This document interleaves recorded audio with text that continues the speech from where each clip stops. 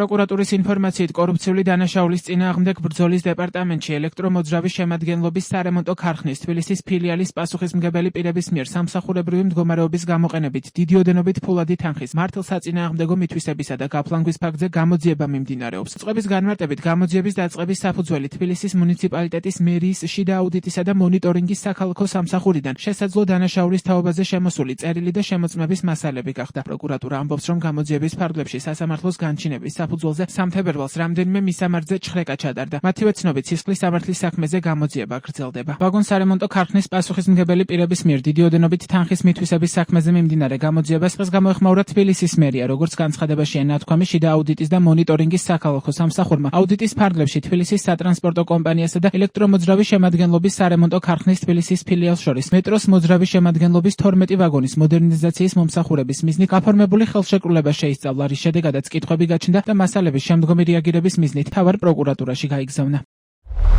2025 წლის თბილისის მერის მიერ დამტკიცებული გეგმის თანახმად შიდა აუდიტის და მონიტორინგის საქალაქო სამსახურმა შესაბამისობის აუდიტის ფარგლებში შეისწავლა შპს თბილისის სატრანსპორტო კომპანიის ბალანსზე რიცხულ ავტოსატრანსპორტო საშუალებებზე და სპეცტექნიკაზე, მათ შორის მეტროს ვაგონები, გაწეული მოვლა შენახვის როგორც შიდა, ისე გარე მომსახურებების ხარჯები, რომელიც მოიცავს 2023-2024 წლების პერიოდს. აუდიტის ფარგლებში შესწავლილი იქნა შპს თბილისის სატრანსპორტო კომპანიასა და ელექტრომოძრავის შემადგენლობის სარემონტო ქარხნის თბილისის ფილიალს შორის მეტროს მოძრავის შემადგენლობის 12 ვაგონის მოდერნიზაციის მომსახურების მიზნით გაფორმებული ხელშეკრულება. მასალების შესწავლით გაჩნდა კითხვები, რომელიც საჭიროებს პასუხების გაცემას. შესაბამისად, მასალების შემდგომი რეაგირების მიზნით გადაგზავნილი იქნა საქართველოს მთავარ პროკურატურაში.